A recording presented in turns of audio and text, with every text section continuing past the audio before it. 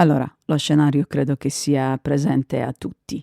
Dopo cena, televisione, cosa guardiamo? Oggi non si va più nemmeno nei canali della televisione in chiaro, si va direttamente, almeno noi andiamo direttamente immediatamente nei canali a pagamento e lì comincia.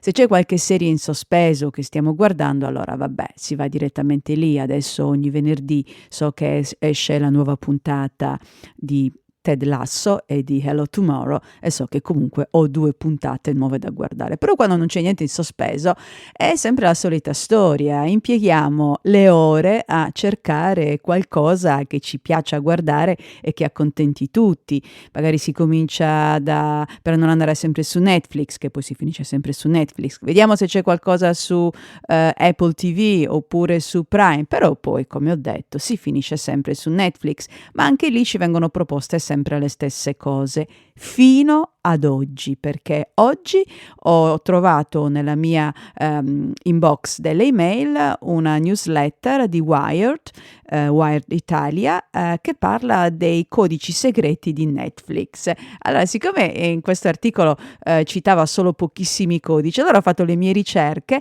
e ho trovato un altro articolo in lingua inglese dove invece ce ne sono qualche centinaio. Di che cosa si tratta? A quanto pare, e questo non lo sapevo, già all'epoca quando Netflix è nata, penso una ventina di anni fa, quando non era un servizio via cavo, ma dava in prestito, in affitto dei DVD coi film, aveva tutta una serie di codici per catalogare i suoi film. Questi codici sono rimasti anche adesso che Netflix è quella che tutti conosciamo e amiamo o odiamo, oppure odio amore, vedete un po' voi.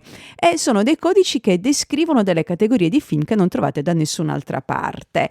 E ripeto, ho trovato questo articolo inglese dove ce n'è un po' più di un centinaio e mi hanno fatto venire l'acquolina in bocca. Pensate un po', potete cercare film in base alla nazionalità, quindi africani, inglesi, cinesi, olandesi, francesi, eccetera, musical, commedie cult, commedie satiriche, commedie dell'orrore, film basati su libri. Vi metto comunque il link nelle note del programma, ma la chicca che mi ha veramente fatto strabuzzare gli occhi è trovare una categoria di film muti, dove ci sono perle come La vedova del pastore, Nanà, Tabarén di lusso, Lo scozzese volante, La moglie del fattore, La piccola fiammiferaia, e sono film degli anni '20, una cosa incredibile. Ora non vedo l'ora di andare a farmi una scorpacciata di film muti e mi raccomando, guardate le note del programma perché vi metto il link e auguro anche a voi buona scorpacciata di cose che non sapevate di voler vedere.